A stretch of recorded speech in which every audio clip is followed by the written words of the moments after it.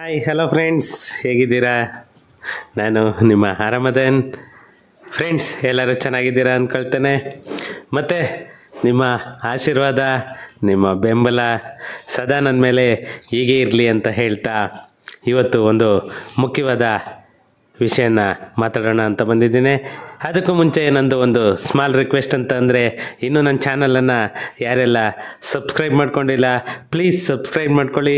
ಹಾಗೆಯೇ ನನ್ನ ವಿಡಿಯೋಸನ್ನಾಗಲಿ ಅಥವಾ ನನ್ನ ಚಾನಲನ್ನಾಗಲಿ ಶೇರ್ ಮಾಡೋ ಮುಖಾಂತರ ನನಗೆ ಸಪೋರ್ಟ್ ಮಾಡಬೇಕು ಅಂತ ತಮ್ಮಲ್ಲಿ ಕೇಳ್ಕೊಳ್ತಾ ಟೈಮ್ ವೇಸ್ಟ್ ಮಾಡದೆ ನಾವು ವಿಡಿಯೋಗೆ ಹೋಗೋಣ.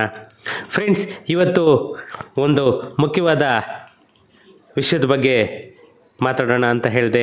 ಅದು ಏನಂತ ಅಂದರೆ, ನಮ್ಮ ಬೆಂಗಳೂರು ಆಗ್ಬೋದು ಅಥವಾ ನಮ್ಮ ಕರ್ನಾಟಕ ರಾಜ್ಯದ ಎಲ್ಲ ಕಡೆಗೂ ಇವಾಗ ಫೈನಾನ್ಷಿಯಲ್ ಇಯರ್ ಏನು ಬರ್ತಾ ಇದೆ, 31st ಮುಗೀತಿದ್ದಾಗೇ ಏಪ್ರಿಲ್ 1ನೇ ತಾರೀಕಿಂದ ಪ್ರತಿಯೊಂದು ಪ್ರಾಪರ್ಟಿ ಟ್ಯಾಕ್ಸು ಕೂಡ ಜಾಸ್ತಿ ಆಗ್ತಾಯಿದೆ. ಪ್ರತಿಯೊಂದು ಪ್ರಾಪರ್ಟಿ ಟ್ಯಾಕ್ಸು ಕೂಡ ಜಾಸ್ತಿ ಆಗ್ತಾಯಿದೆ. ಆದ್ದರಿಂದ ಇನ್ನು ಯಾರೆಲ್ಲ ಪ್ರಾಪರ್ಟಿ ಟ್ಯಾಕ್ಸನ್ನು ಕಟ್ಟಿಲ್ಲ, ಪ್ಲೀಸ್ ಹೋಗಿ ಎಲ್ಲನೂ ಟ್ಯಾಕ್ಸನ್ನೆಲ್ಲ ಕಟ್ಟಿಬಿಟ್ಟು ರಿಸಿಪ್ಟ್ ಹಾಕ್ಸ್ಕೊಂಡು ಬನ್ನಿ. ಆಮೇಲೆ ಏನಿದೆ ನೀವು ನೆಕ್ಸ್ಟ್ ಇಯರಿಂದ ಆರಾಮಾಗಿ ಪೇ ಮಾಡ್ಕೊಂಡು ಹೋಗ್ಬೋದು. ಯಾಕಂದರೆ ಇನ್ನಿರೋದು ಬರೀ 10 ಡೇಸ್ ಮಾತ್ರನೇ. 10 ಡೇಸ್ ಆಗ್ತಿದ್ದಾಗೇನೆ ತುಂಬ ಟಾರ್ಗೆಟ್ ಇದೆ. ಯಾಕಂದರೆ ಅದು ಇನ್ನೂ ಫೈನಲ್ ಫಿಗರ್ ಅಂತಂದೇಳಿ ಬಂದಿಲ್ಲ. ಆ ಫೈನಲ್ ಫಿಗರು ಕೂಡ ಇನ್ನೊಂದು 2-3 ಡೇಸಲ್ಲಿ ರಿಲೀಸ್ ಮಾಡ್ತಿದ್ದಾರೆ. ಫೈನಾನ್ಷಿಯಲ್ ಇಯರ್ ಮುಗೀತಿದ್ದಾಗೇ ಏಪ್ರಿಲ್ 1st ಜಾಸ್ತಿ ಮಾಡ್ತಾಯಿದ್ದಾರೆ. ಆದ್ದರಿಂದ ಯಾರ್ಯಾರು ಇನ್ನೂ ಪೆಂಡಿಂಗ್ ಉಳಿಸ್ಕೊಂಡಿದ್ದೀರಾ ಅವರೆಲ್ಲನೂ ಪ್ಲೀಸ್ ಹೋಗ್ಬಿಟ್ಟು ನೀವು ಬಾಕಿ ಇರೋ ಟ್ಯಾಕ್ಸನ್ನೆಲ್ಲನೂ ಕ್ಲಿಯರ್ ಮಾಡ್ಕೊಳ್ಳಿ. ಮತ್ತು ಇನ್ನೊಂದು ಮುಖ್ಯವಾದ ವಿಷಯ ಅಂತ ಅಂದರೆ, ನಮ್ಮ BBMP ಕಮಿಷನರ್ ಒಂದು ಮಹತ್ವದ ಸಂದೇಶನ ರವಾನೆ ಮಾಡಿದ್ದಾರೆ. ಏನಂತ ಅಂದರೆ, ಯಾರು ಕೂಡ BBMP ಆಫೀಸ್ಗೆ ಹೋಗಿ ಟಾರ್ಚರ್ ಕೊಡಬೇಡಿ ಅಂತ. ಅಪ್ಲೈ ಮಾಡಿ ಕಾಯ್ತಾ ಇರಿ. ನಿಮಗೆ ರಿಸಿಪ್ಟ್ ಕೊಟ್ಟಿದ್ದೀವಲ್ವ, ಅಕ್ನಾಲಜ್ಮೆಂಟ್ ಇರುತ್ತಲ್ಲ, ಆ ಅಕ್ನಾಲಜ್ಮೆಂಟನ್ನು ನೀವು ಡೈಲಿ ನೋಡಿಕೊಂಡು ವೆಯ್ಟ್ ಮಾಡ್ತಾ ಇರಿ. ಯಾರು ಕೂಡ ಆಫೀಸ್ ಒಳಗೆ ಹೋಗಿ ಡಿಸ್ಟರ್ಬ್ ಮಾಡಬೇಡಿ. ನೀವಿಲ್ಲಿ ಬರ್ತಾಯಿದ್ರೆ ಟೈಮ್ ವೇಸ್ಟ್ ಆಗುತ್ತೆ.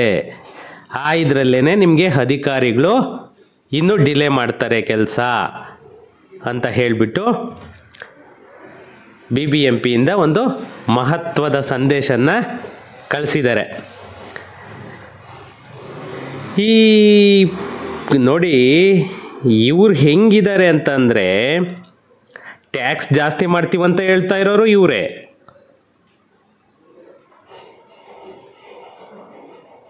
ಈ ಕಡೆಗೆ ಬಂದಿಲ್ಲಿ ತೊಂದರೆ ಕೊಡಬೇಡಿ ಅಂತ ಹೇಳೋರು ಇವರೇ.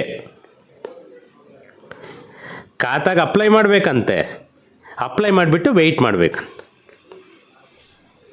ಇದು ಯಾವ ನ್ಯಾಯ? ಅಲ್ಲ, ಎಷ್ಟು ಕ್ಲೀನಾಗಿ ಹೇಳಿದಾರಂತ ಅಂದರೆ ಅವರು, ಮುನೀಶ್ ಮದ್ದಲ್ ಅವರು, ಅವರಿಗೇನು ಒಂದು ಸೆನ್ಸ್ ಇದೆ ಅಂತಂದೇಳಿ ನಿಜವಾಗೂ ಗೊತ್ತಿಲ್ಲ. ಆ ಮುನೀಶ ಮದ್ವಿಲ್ಲ, ಅದು ಯಾವ ಇದರಲ್ಲಿ ಹೇಳ್ತಾವನೆ ಪುಣ್ಯಾತ್ಮ, ಅದೇನು ಹೇಳ್ತಾವನೆ, ನಿಜವಾಗ ಒಂದೊಂದು ಸಾರಿ ಒಂದೊಂದು ಸಂದೇಶನ ಕಳಿಸ್ತಾ ಇದ್ದಾರೆ. ಇವತ್ತಿಗೆ ಅಕ್ಟೋಬರ್, ನವಂಬರ್, ಡಿಸೆಂಬರ್, ಜನವರಿ, ಫೆಬ್ರವರಿ, ಮಾರ್ಚ್ ಇವತ್ತಿಗೆ 6 ತಿಂಗಳು ಇವರು ಖಾತೆ ಅನೌನ್ಸ್ ಮಾಡಿ, ಈ ಖಾತೆ ಅನೌನ್ಸ್ ಮಾಡಿ. ಅಲ್ಲ, ಅವರು ಕರೆಕ್ಟಾಗಿ ನೀವು ಯಾವುದಾದ್ರೂ ಒಂದು ಪ್ರೆಸ್ಸಲ್ಲಿ ಒಂದು ಇದರಲ್ಲಿ ಮನೀಶ್ ಮದ್ವಿಲ್ ಏನು ನಮ್ಮ BBMP ಆಯುಕ್ತರಿದ್ದಾರೆ, ಅವರು ಎಲ್ಲಾದರೂ ಕರೆಕ್ಟಾಗಿ ಒಂದು ಸ್ಟೇಟ್ಮೆಂಟ್ ಕೊಟ್ಟಿದ್ದು ನೋಡಿದ್ದೀರಾ? ಎಲ್ಲೂ ಸ್ಟೇಟ್ಮೆಂಟ್ ಕೊಡಲ್ಲ ಒಂದವ್ರವ್ರಿಗೆ. ಇವಾಗ ಹೇಳ್ತಿದ್ದಾರೆ ನೋಡಿ, ಬೆಂಗಳೂರಿನಲ್ಲಿ ಸುಮಾರು 12 ಲಕ್ಷ ದಾಖಲೆಗಳು ಡಿಜಿಟಲೀಕರಣಗೊಂಡಿವೆ. 12 ಲಕ್ಷ ಪ್ರಾಪರ್ಟಿ, 1 ಕೋಟಿ ಮೇಲೆ ಇದೆ.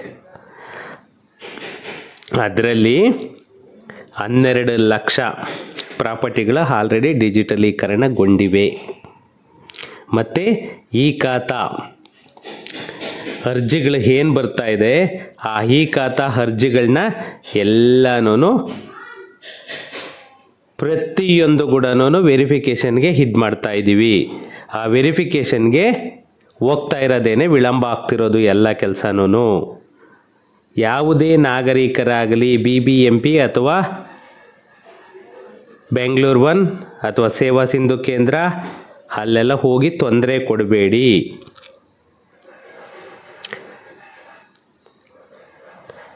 ಅಂತಂದೇಳ್ಬಿಟ್ಟು ನಮ್ಮ ಕಂದಾಯ ವಿಭಾಗದ ಮುಖ್ಯ ಆಯುಕ್ತರು ಮನೀಶ್ ಮಧ್ವಿಲ್ ವಿವರಣೆ ಕೊಟ್ಟಿರೋದು.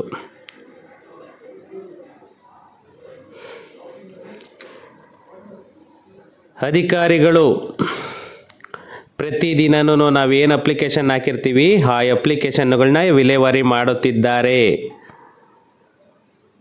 ಪ್ರತಿದಿನನೂ ಸಾಮಾನ್ಯ ದಿನಗಳಲ್ಲಿ ನಿತ್ಯದ ಗುರಿಗಿಂತಲೂ ಹೆಚ್ಚಿನ ಪ್ರಮಾಣದಲ್ಲಿ ಸ್ವೀಕೃತಿಗಳ ವಿಲೇವಾರಿ ಮಾಡಲಾಗುತ್ತಿದೆ. ಆದರೂ ಕೂಡ ವಿಳಂಬ ಆಗ್ತಾ ಇದೆ. ವಿಳಂಬ ಆಗ್ತಾ ಇರೋದು ಏನಕ್ಕೆ ಅಂದರೆ ವಿತರಣೆ ಮಾಡೋದಕ್ಕೆ ಟೈಮ್ ಸಾಕಾಗ್ತಾ ಇಲ್ಲ. ಇದನ್ನು ಎಷ್ಟು ಬೇಗ ಆಗುತ್ತೋ ಅಷ್ಟು ಬೇಗ ನಾವು ಸರಿಪಡಿಸ್ತೇವೆ. ಯಾರೂ BBMP ಕಚೇರಿಗೆ ಭೇಟಿ ನೀಡಿ ತೊಂದರೆ ಕೊಡಬೇಡಿ. ಪ್ರತಿದಿನ 9 ಗಂಟೆಯಿಂದ ಟೋಟಲಿ ನಮ್ಮ ಬೆಂಗಳೂರಲ್ಲಿ BBMP ಝೋನ್ಸ್ ಏನಿದೆ 8 ಝೋನುಗಳಲ್ಲೂ ಸುಮಾರು 64 ಜನ AROs ಏನಿದ್ದಾರೆ, ಸಹಾಯ ಕಂದಾಯ ಅಧಿಕಾರಿಗಳು, ಅಸಿಸ್ಟೆಂಟ್ ರೆವೆನ್ಯೂ ಆಫೀಸರ್ಸ್ ಏನಿದ್ದಾರೆ, ಅವರು ಪ್ರತಿಯೊಂದು ಅರ್ಜಿಗಳನ್ನ ಕೂಡ ವೆರಿಫಿಕೇಷನ್ ಮಾಡಬೇಕು. ವೆರಿಫಿಕೇಷನ್ ಮಾಡಿಬಿಟ್ಟು ಎಷ್ಟು ಬೇಗ ಆಗುತ್ತೋ ಅಷ್ಟು ಬೇಗ ನಾವು ಕಳಿಸ್ತೀವಿ ಅಂತ ನಮ್ಮ BBMP ಆಯುಕ್ತರು ಹೇಳ್ತಾ ಇದ್ದಾರೆ.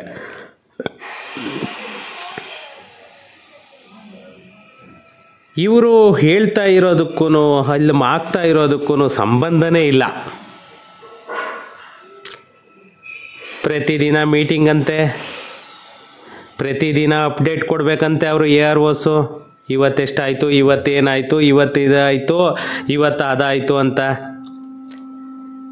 ಇವರು ಏನು ಹೇಳ್ತಿದ್ದಾರೆ, ಏನು ಕೇಳ್ತಿದ್ದಾರೆ?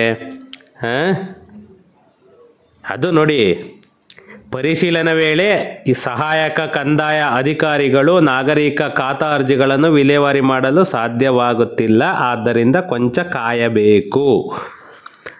ಸರಾಸರಿ ಬಾಕಿ ಇರುವ ನಾಗರಿಕ ಅರ್ಜಿಗಳ ವಿವರಣೆಯನ್ನು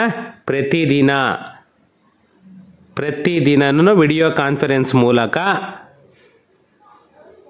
ಸಹಾಯಕ ಕಂದಾಯ ಅಧಿಕಾರಿಗಳು ಏನೇನು ಇದು ಕೊಡ್ತಾರೆ ಆ ರಿಪೋರ್ಟನ್ನೆಲ್ಲನೂ ಇವರು ಪ್ರತಿದಿನ ಕೊಡಬೇಕು. ಯಾಕಂದರೆ ಇವರು ಪ್ರತಿದಿನ ಆ ರಿಪೋರ್ಟ್ ಕೊಟ್ಟಾಗ ಮಾತ್ರನೇ ಅವರಿಗೆ ಗೊತ್ತಾಗೋದು ನೆಕ್ಸ್ಟ್ ಎಷ್ಟಾಗಿದೆ, ನೆಕ್ಸ್ಟ್ ಎಷ್ಟು ಮಾಡಬೇಕು ಅಂತ. ಯಾರ್ಯಾರು ಎಲ್ಲನೂ ಅರ್ಜಿ ಹಾಕಿದರೆ, ಯಾಕಂದರೆ ನನಗೂ ಕೂಡ ತುಂಬ ಕಂಪ್ಲೇಂಟ್ ಬರ್ತಿದೆ, ಸರ್ ಇಲ್ಲ ಅಲ್ಲ ಆಗ್ತಾ ಇಲ್ಲ, ಸರ್ ಇನ್ನೂ ನಮ್ಗೆ ಅಪ್ರೂವಲ್ ಕೊಡೋಕ್ಕೆ ಪರ್ಮಿಷನ್ ಕೊಟ್ಟಿಲ್ಲ ಅಂತ ಎಲ್ಲ ಹೇಳ್ತಾ ಇದ್ದಾರೆ ಅಂತ. ಅದಕ್ಕೋಸ್ಕರನೇ ಇವರು ನೋಡಿ ಒಂದು ಮನವಿ ಮಾಡಿ ತಾಳ್ಮೆಯಿಂದ ಇರುವಂತೆ ಮನವಿ ಮಾಡಿಕೊಂಡಿದ್ದಾರೆ.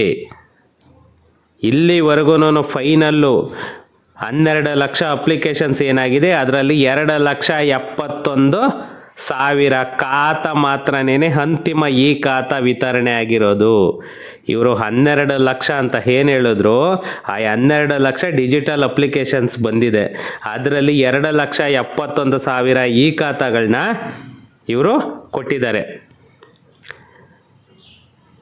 ನೋಡಿ, ಇವಾಗ ನಿಯರ್ಲಿ ಬಂದ್ಬಿಟ್ಟು ಕರಡು ಈ ಖಾತಾಗಳ ಆನ್ಲೈನ್ನಾಗೆ ಬಂದಿರೋದು ನಿಯರ್ಲಿ 25 ಲಕ್ಷ ಕರಡು ಕಾಪಿಗಳು ಇರೋದು.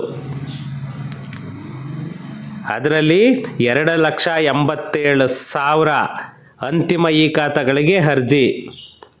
ಇನ್ನು 2,71,000 ಈ ಖಾತಾಗೆ ಏನು ಅಪ್ಲಿಕೇಶನ್ ಹಾಕಿದ್ದಾರೆ ಅವರು ಬಂದಿದ್ದಾಗಿರೋದು.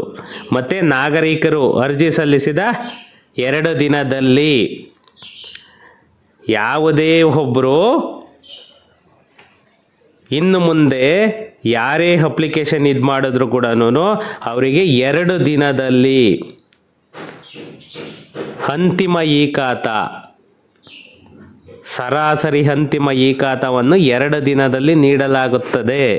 ಆದ್ದರಿಂದ ನಾಗರಿಕರು ತಕ್ಷಣ ಅರ್ಜಿ ಸಲ್ಲಿಸಲು ವಿನಂತಿಸಲಾಗುತ್ತಿದೆ.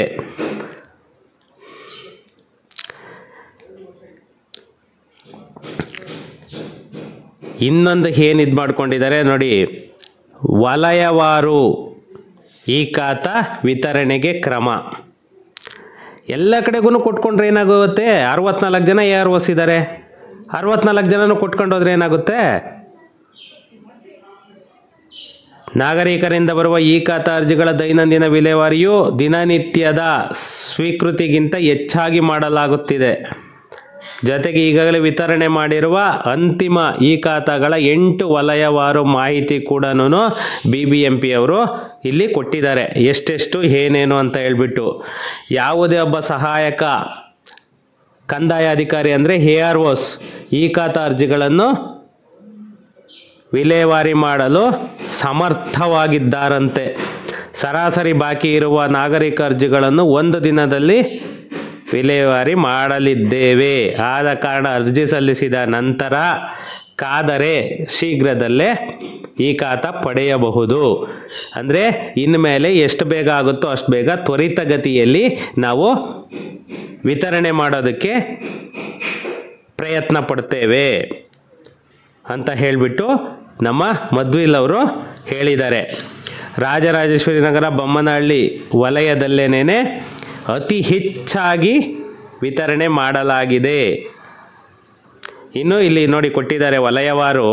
ನಮ್ಮ 8 ಕ್ಷೇತ್ರನೂ ಏನಿದೆ, ಮಹದೇವಪುರ 37,793 ಖಾತಾಗಳು ಇಶ್ಯೂ ಆಗಿದೆ. ಇನ್ನು ದಕ್ಷಿಣ 37,738, ಪಶ್ಚಿಮ west zone 27,020, Bommanahalli zone 46,000, Dasarahalli zone ಬರೀ 16,000, ಯಲಹಂಕ 38, ನಿಯರ್ಲಿ 38,500. ಇನ್ನು ಬೆಂಗಳೂರು ಈಸ್ಟು ಪೂರ್ವ 25,848. ಇನ್ನು RR ನಗರ 42,000. ಹೈಯೆಸ್ಟ್ ಅಂದರೆ ಬೊಮ್ಮನಹಳ್ಳಿ 46,000 ಖಾತಾಗಳನ್ನ ಆಲ್ರೆಡಿ ವಿತರಣೆ ಮಾಡಲಾಗಿದೆ.